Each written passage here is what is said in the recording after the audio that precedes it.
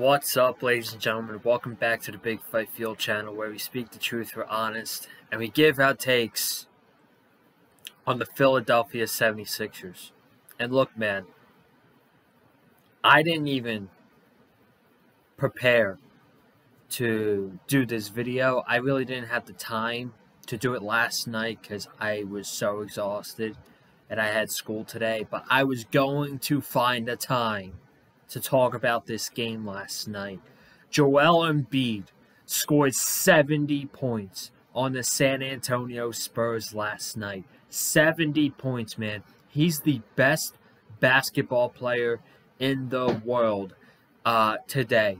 There's no one better than him. I don't think I've seen a better mid-range game ever while watching NBA in my life than I have watching Joel Embiid play on a nightly basis. He is making this look way too easy on the hardwood every single night, putting up 30 on the Magic, putting up 30 on the Charlotte Hornets, putting up 40 on the Denver Nuggets, putting up 70 on the San Antonio Spurs and Victor Wembanyama last night. That game was insane.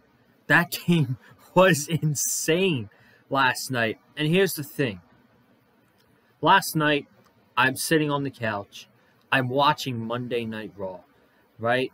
I'm watching the go-home show before Saturday's Royal Rumble. By the way, very excited about the Rumble on Saturday. We'll be doing a post-show review for the Royal Rumble. Won't be doing predictions, though. We'll be doing a post-show review, though.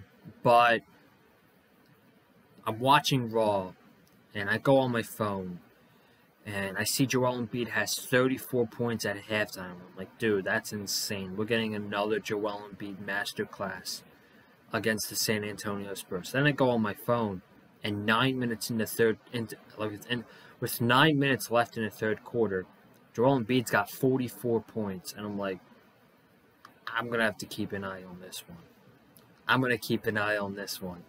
And wouldn't you know it, end of the third quarter comes, Joel Embiid has 59 points and 15 rebounds in 3 quarters. That's unheard of. That's just unhuman stuff from Joel Embiid. And then I'm like, okay, whenever Joel Embiid goes back into this game, I'm going to turn on the Sixers game. I got to see this. I've just got to see this. And I go on Twitter. Joel Embiid's back in the game. I saw from a Philly fan. And, I mean, that was history. That was literally history. He now has the most points in a single game ever. He defeated Wilt Chamberlain's record at 68. And obviously, I'm not old enough to have watched Wilt Chamberlain back in the day. But what I'm witnessing and what we are all witnessing with Joel Embiid right now is absolute greatness. And these Sixers fans and basketball fans in general, they can sit there and they can be like, yeah, this is all great and all, but he hasn't gotten out of the second round of the playoffs. He's never been to a conference finals. Listen, man, I'm not ready to cross that bridge yet. When it's time to cross that bridge, and we will cross that bridge in a couple months, in about April, we will start talking about it. But for right now, I'm not going to ruin the moment for myself just because, hey, he hasn't gotten past the second round of the playoffs in his career. I understand that. But right now, I'm in the moment. And right now, in the moment, he's doing things we've never seen from an NBA basketball player ever. He is putting up legendary numbers. He's putting up 30-pointers every single night. He's dominating. He's dominating every single night. And the Sixers, you guys see the title.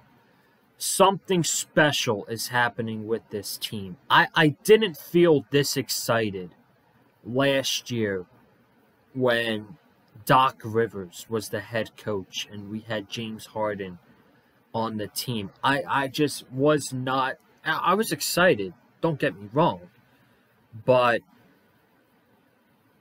I didn't feel that the way I'm feeling right now. It's fun. It is so fun to watch the Philadelphia 76ers right now every single night. It's fun watching the Sixers. Shit, it's fun watching the Flyers right now and how good they're doing right now too. The orange and the black. It's just really fun right now, man. And I'm not going to sit here and ruin the parade because he hasn't gotten past the second round in the playoffs. And another thing that really hit me as well was the nostalgia last night, because I guess Brett Brown is one of the assistant coaches for the San Antonio Spurs, along with Greg Popovich, and what I saw on social media was Brett Brown talking to Joel Embiid last night, and he was alongside with Robert Covington and Furkan Korkmaz. And it brought back memories to the process years, the years that the Sixers were terrible. Embiid's rookie seasons, Embiid's young seasons, where tickets to go see the Sixers play are $10. Sixers are a hot ticket now, man. The Sixers are a hot ticket. Times have changed. The culture has changed. Nick Nurse has changed the culture with the Philadelphia 76ers. If you didn't notice, go watch Tyrese Maxey's Instagram video last night. He's just sitting in the locker room. Then Joel Embiid goes over. He does a handshake with Maxey, and they all start spraying Joel Embiid with a bunch of water bottles. I mean, the vibe in this locker room right now for the 76ers, it's awesome. It is awesome. Just by the videos you're seeing from Tyrese Maxey after Embiid puts up 70 in the Wells Fargo Center last night. That's a memory as a Sixers fan that I will remember for the rest of my life, watching this on television, remembering exactly where I was.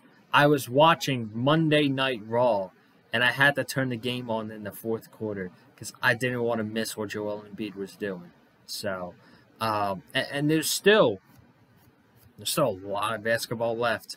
But right now, he's the front runner for MVP in the NBA. It's particularly not close, man. He's the best in the world.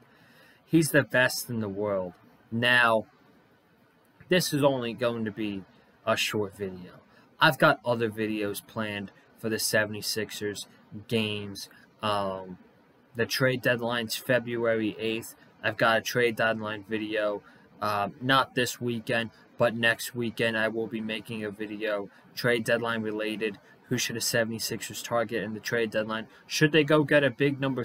Should they go get a third shooter alongside Joel Embiid and Tyrese Maxey? Or should they fill out this team with a bunch of role players like the Denver Nuggets did last year? And hey, let's just roll with it. Let's see what we got. Let's see if we can get past the Milwaukee Bucks. Let's see if we can get past the Boston Celtics with this team we have now.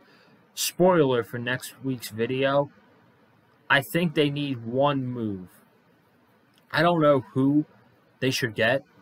I've heard Bogdanovich. I've heard DeJounte Murray. I've heard Dorian Finney-Smith that the Brooklyn Nets are looking for 2 first-round picks, which is insane. I've heard Buddy Hield, which I think would be a nice addition to the team, but I would not replace Tobias Harris with Buddy Hield. I'm gonna save that all for next week. But the one thing I do want to talk about before I wrap up this video is the Milwaukee Bucks today fired their head coach, Adrian Griffin.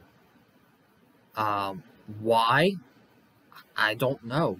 I'm pretty confused about it. The Milwaukee Bucks are right now sitting at a 30-13 record, and they are second in the Eastern Conference behind the Boston Celtics And maybe he did not have respect for the locker room because, if you guys didn't know, an NBA reporter or beat writer, whatever you want to call it, Chris Haynes, is close with Damian Lillard.